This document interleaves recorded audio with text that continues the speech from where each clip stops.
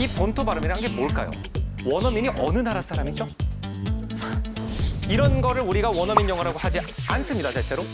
그럼 우리가 원어민 영어라고 하는 건 대체로 어떤 영어입니까? 여러분이 한국에서 영어를 너무 완벽하게 하잖아요. 외국 나가지고 불리해질 수도 있습니다. 저는 좀 이렇게 형이랑 얘기할 때도, 친형이랑 얘기할 때도 한 2m 정도 떨어져서 얘기하는 사람이라서 이 세팅이 굉장히 좀 부담이 되긴 하지만 적응이 안 되네요. 우리가 흔히 처음 영어를 공부하러 가면은 미니멀 페어라고 불리는 굉장히 전문적인 언어학 내용을 배웁니다. 미니멀 페어라는 이론을 대체로 저는 외국에서 언제 처음 접했냐면요. 언어학 석사 과정에 입학한 다음부터 미니멀 페어가 뭔지에 대해서 배우기 시작했습니다. 굉장히 고급이에요. 그 미니멀 페어가 뭐냐? 우리나라 말이 아닌 다른 나라 말의 발음 구조를 익히기 위해서 똑같은 단어인데 한 음절만 다른 걸 반복해서 외우는 걸 말합니다. 그렇기 때문에 얘가 얼마나 많은 얘기를 할 수 있느냐보다 얼마나 좋은 발음으로 할 수 있느냐를 가지고 많은 사람들이 이 아이의 영어를 평가합니다. 그렇기 때문에 처음 들어가자부터 아이들이 가장 따분해하는 것부터 시켜요. 얘 아직 헬로 하와이어 할 줄도 몰라요. 근데 가가지고 A, B, C, D, E, F, G, H, I, J, K, L, M, N, O, P, Q, R. 근데 얘가 R이라고 안 하고 L 이러겠죠. 왜 한국 사람이니까. 그 아이가 영어를 못해서가 아니라 정상적인 한국 아이니까. 그러면은 우리가 이제 선생님이 자, 아니야. 따라해봐. 저도 그렇게 배웠어요. L, R. 그럼 얘가 렐, 레 이런단 말이에요. 그럼 막 저 어렸을 땐 이랬어요. 자, 가글링을 한다고 생각해봐. 목소리에다 가글을 집어넣고 R. 그 순간에 아이가 아주 정상적인, 그냥 정상적인 10대 아이가 영어가 너무 재밌다고 생각할까요? 하기 싫어질까요? 하기 싫어지죠. 자, 우리는 어느 정도로 한때 본토 발음에 집착을 했었냐면요. 1990년대에 굉장히 유명한 일이 있었죠. 혀 절단 수술. 애들이 영어가 잘 안 된다 그래가지고 혀 밑에 있는 R자가 잘 안 돌아간다. 그래서 혀 밑에 있는 힘줄을 갖다 끊으면 애들이 본토 발음이 된다. 그래가지고 우리의 신체 구조를 바꿔야 할 정도로 우리가 원어 발음에 집착한 적이 있습니다. 근데 자, 아까 말씀하신 대로 이 본토 발음이란 게 뭘까요? 원어민이 어느 나라 사람이죠? 어느 나라 사람이에요, 원어민이?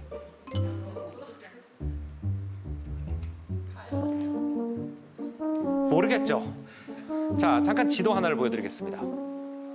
저 지도는 언어 공부를 하는 모든 분이 이해해야 되는 굉장히 중요한 지도입니다. 근데 이걸 이해하기 위해서는 우리나라의 언어관을 처음에 이해할 필요가 있습니다. 우리나라의 언어관은 국어관입니다. 국어관은 뭐예요? 나란말이라는 뜻입니다. 나란말이라는 게 있으려면 두 가지가 충족이 돼요. 첫 번째, 모든 한국 사람이 한국말을 할 줄 알아야 되고요. 두 번째, 한국 외에 한국말을 쓰는 나라가 없어야 됩니다. 그래야 국어라는 것이 생길 수가 있어요. 그 다음에 반대쪽 끝으로 가볼게요. 반대쪽 끝으로 가면은 공용어권이라는 게 있습니다. 공용어권이라는 건 뭐냐면은 여러 나라가 한 나라 말을 쓰는 경우를 말하는데 그 공용어권이 세상에서 굉장히 넓어요. 어느 정도로 넓으냐 하면은 세상에서 가장 많이 쓰이는 7개, 8개 정도의 언어를 쓰는 것이 전 세계 면적의 75% 정도 됩니다. 다시 말하면 75%의 민족은 장점도 있고 단점도 있어요. 내 언어를 통해서 내 아이덴티티, 내 민족성을 표출할 수 없다는 단점도 있고요. 우리는 어디 가서 한국말 옆에서 쓰고 있으면 한국 사람이다 안다 알죠? 근데 예를 들어서 내 원어가 스페인어인데 내가 페루 사람이다 그러면 내가 스페인어를 써도 내가 페루 사람인지 아르헨티나 사람인지 멕시코 사람인지 모른다는 거. 이게 단점입니다. 근데 장점은 뭐냐면요. 국제화라는 게 따로 필요가 없습니다. 스페인어가 원어민인 사람이 스페인어로 책을 쓰면은 그 책을 내는 순간 50국가에 발매가 돼요. 그렇기 때문에 특히 컨텐츠를 만드는 사람들 같은 경우는 굉장히 유리해요. 우리나라는 한국말로 컨텐츠를 만들고 세계화를 하려면 일부러 한국말 자막을 입혀가지고 국제 포털에다 올려야 되는데 스페인 사람들 같은 경우에는 그냥 자기네 나라 말로 노래를 불렀는데 갑자기 자긴 멕시코 사람인데 아르헨티나에서 연락이 와가지고 공연 잡아달라. 이런 것이 있기 때문에 굉장히 유리하단 말이에요. 한국인이 꼭 외국어를 배워야 되는 큰 이유 중에 하나가 우리가 어느 공용어권에도 속해 있지 않기 때문에 그래요. 국어의 장점을 가지고 있지만 공용어의 장점을 가지고 있지 않아요. 그러면 공용어가 대체로 어떤 언어들이 있냐? 그럼 저 언어들입니다. 아랍어, 중국어, 영어, 프랑스어, 포르투갈어, 러시아어, 그리고 스페인어. 이걸 갖다 우리가 공용어, 대공용어라고 불러요. 그래서 예를 들어서 프랑스어 같은 경우에는 20여 개국이 사용을 하고 있고요. 프랑스, 룩셈부르크, 벨기에, 스위스를 비롯해서 옛날에 프랑스가 나쁜 짓을 했던 아프리카 서쪽 거의 전부가 프랑스어를 사용하고 있습니다. 스페인어 같은 경우에는 물론 스페인에서 사용하고 있고요. 남미 전체가 스페인어를 사용하고 있습니다. 가장 큰 공용어권이 어디냐? 영어입니다. 영어를 갖다가 공용어로 채택하고 있는 나라는 약 54개 정도가 되고요. 근데 중요한 건 뭐냐면은 우리가 영어를 공부하는 이유를 우리가 명확하게 파악할 필요가 있다는 겁니다. 우리가 영어를 배우는 이유는 영어를 쓰는 나라가 54개나 있고 54개라는 크리티컬 매스를 가지고 영어가 시작을 했기 때문에 영어를 외국어로 할 줄 아는 사람의 숫자가 또 거기에 어마어마하게 많기 때문에 영어를 배우는 것이라는 겁니다. 자, 우리가 대체로 원어민 영어라고 하면요. 아까 말씀하신 대로 영국 영어일 것 같죠? 우리 영국 영어를 갖다 배운 사람 몇 명이나 될까요? 거의 없어요. 그리고 영국의 사투리가 얼마나 심한 줄 아세요? 런던에서 20km만 기차 타고 북쪽으로 올라가면 한마디도 못 알아듣습니다. 저 미국에서 11년 산 사람이에요. 그 정도로 사투리가 심해요. 영국의 어떤 언어가 원어민 언어예요? 모르겠죠. 그럼 미국에 예를 들어서 텍사스 같은 데 갔다 칩시다. 텍사스 같은 데 갔더니 Howdy, Barn. What are you having for breakfast today? 하나도 못 알아들었죠. 그죠? 이런 거를 우리가 원어민 영어라고 하지 않습니다, 대체로. 그럼 우리가 원어민 영어라고 하는 건 대체로 어떤 영어입니까? 그 교과서가 어떤 영어를 기반으로 하고 있을까요? 미국 CNN. 저 미국의 CNN 굉장히 비슷합니다. 미국의 CNN 발음이 아니라 그 영어를 갖다가 ABC 영어라고 합니다, 대체로. 언어학에서. 가장 미국에서 먼저 전국 방송을 한 네트워크 방송 중에 하나예요. 지상파 방송 중에 하나입니다. 근데 이 방송국 사람들이 고민을 한 거예요. 이제 그 전에는 전파가 힘이 약해가지고 전국 방송이라는 게 없었어요. 근데 처음으로 전국 방송을 만들려고 그러는데 뉴욕 사람 말 다르고 시카고 사람 말 다르고 로스앤젤레스 사람 말 다르고 텍사스 사람 말이 달라요. 그래서 아나운서들한테 굉장히 독특한 아무 성격과 감정이 담기지 않은 정형화된 영어를 배우라고 합니다. 그것이 ABC라는 방송국의 매뉴얼에 나왔던 ABC 잉글리시라는 건데 그것이 대체로 많은 언어학자들은 미네소타 정도의 발음을 기준으로 하고 있다라고 여겨집니다. 그래서 우리가 이걸 갖다가 영어라고 잘된 영어라고 여깁니다. 그럼 이 ABC 영어는 어떤 시대에 만들어진 영어냐면요. 4년제 대학을 나온 백인 중년 남성만 인간으로 치던 시대의 영어예요. 그죠? 굉장히 인종차별과 성차별이 심한 시대여가지고 40대 백인 중년 남성 중에서도 동북부에서 대학을 나온 사람만 인간으로 치던 시대의 영어입니다. 그래서 우리가 지금 배우고 있는 영어는 어떤 영어냐면은 그런 사람들의 말투를 갖다가 그대로 복제하도록 배우고 있어요. 그럼 왜 우리는 이런 사람들의 영어를 갖다 그대로 복제하도록 배웠느냐? 이거는 우리가 직접 미국에 가서 배운 것도 있고요. 그 이전에 일본에서 영어 교육이 들어오면서 이런 관념을 가지게 된 게 있습니다. 우리나라 영어 교육은 사실 조선시대에 시작이 되지만 광범위하게 사람들이 영어를 배우기 시작한 것은 사실 일제시대 때, 일제강점기 때 많은 한국인들이 일본이 아닌 다른 나라의 사상을 접하기 위해서 어쩔 수 없이 아이러니하게 일본에 유학을 가서 영어를 배운 분들이 굉장히 많습니다. 그 1920년대, 30년대에 일본 국가 철학이 두 가지로 정의가 됩니다. 이 두 개의 사자성어로 정의가 돼요. 타라 입구 철학이란 건 뭐냐면은 그 당시에 일본이 문명국으로 인정을 받기 위해서는 아시아를 벗어나서 입구, 구라파, 유럽으로 들어가야 된다는 철학이었어요.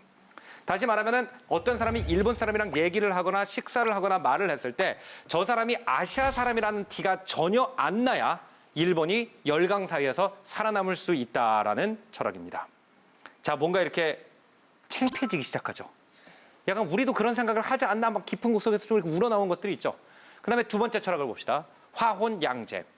근데 우리가 타라 입구를 하는데 아시아를 벗어나서 유럽인 행세를 하려고 하지만 우리가 그렇다고 해가지고 혼까지 유럽 사람이 되면 안 된다는 거예요. 그래가지고 화혼, 화는 일본이라는 뜻이죠. 혼은 일본 혼을 가지고 있고 제라는 건 재능 이런 뜻이죠. 그러니까 제주, 양, 서양의 재주만 배우겠다. 그러니까 서양의 기술만 가지고 서양의 패션을 입고 서양식으로 식사를 하는 겉모습은 서양식으로 하나. 속은 일본식으로 하겠다. 두 가지 철학을 가지고 영어 공부를 갖다 한 결과 일본의 영어 실력이 어떻습니까? 잘 아시죠? 왜 그럴 수밖에 없냐 하면은 화혼양제라는 건 있을 수가 없습니다. 언어 공부에서. 언어는 혼이 들어있는 거예요. 내 혼을 표현하는 방식입니다. 그렇기 때문에 샤를마뉴라는 유명한 독일, 프랑스, 이탈리를 아울러서 정복했던 유럽의 역사 속 황제가 뭐라고 그랬습니까? 두 개의 언어를 하는 건 두 개의 영혼을 가진다고 얘기를 했어요. 미국인들의 정서를 이해 못하고 그들과 공감을 할 수 있는 능력이 없는 사람이 영어를 잘할 수가 없어요. 그러니까 화혼양제를 선언하는 순간 영어 공부의 성공은 어긋난 거예요. 그래서 이 두 가지 철학을 갖다가 우리가 일제시대 때 받아들였습니다. 그래가지고 그게 이제 지금은 바뀌었어요, 시대가. 굉장히 많이 바뀌었습니다. 제가 이제 그 프랑스에서 유학을 하고 있을 때만 해도 한국이 어디 있는 나라인지를 자꾸 설명을 했어야 돼요. 근데 지금 같은 경우에는 어떤 여중생이 와가지고 한국 사람이세요? 물어봐요, 파리에서. 그래가지고 맞아요. 그러면 오마이갓! 방탄소년단! Do you know BTS? 막 난리가 납니다. 그죠? 달라요. 아시아 사람인 티가 안 날 필요가 없어요, 지금은. 당당하게 내도 돼요. 나 한국 사람인데. 한국 사람처럼 한국 사람 소리가 나는 게 뭐가 창피해요, 그죠? 그리고 오히려 어떤 면에서요, 여러분이 한국에서 영어를 너무 완벽하게 하잖아요. 외국 나가지고 불리해질 수도 있습니다. 왜 불리해지냐면요, 이거는 굉장히 지금 비극적인 일이긴 하지만 어느 나라나 이민자와 외국인에 대한 인식이 달라요. 이민자는 돈을 벌러 우리나라에 왔기 때문에 완벽하게 우리나라 사람처럼 행동을 하라고 요구를 하는 인식이 많습니다. 잘못된 인식이지만 퍼져 있는 건 어쩔 수 없어요. 근데 외국인은 뭐예요? 대체로 유학을 오거나 우리나라에 관광 오거나 돈스러운 사람들이거든요. 그렇기 때문에 그 사람들이 좀 미국 문화를 잘 몰라가지고 실수하는 건 굉장히 관대합니다. 그죠? 그럼 여러분이 외국 갔을 때 어차피 미국 문화를 완전히 마스터한 사람이 아니면 이민자로 인식이 되는 게 나을까요? 외국인으로 인지되는 게 나을까요? 외국인으로 인지되는 게 훨씬 나아요. 그죠? 그리고 당연히 내가 만약에 영어를 완벽하게 한다라고 그러면 언어 속에는 문화가 들어있습니다. 그럼 여러분이 영어를 완벽하게 한다고 그러면 여러분의 제스처와 표정도 미국식으로 해석이 됩니다. 그러면 한국 사람들이 하는 행동 중에서 미국에서 가장 오해를 많이 받는 게 뭐냐면 우리는 겸연쩍어서 웃는다는 게 있죠. 선생님이 막 혼났는데 이런 게 있잖아요. 근데 미국에서는 겸연쩍어서 웃는다는 게 없어요. 누가 내가 심각한 얘기를 하고 있는데 웃으면 그 사람은 나를 비웃는다라고 생각이 됩니다. 근데 여러분이 영어를 똑바로 못한다라고 하잖아요.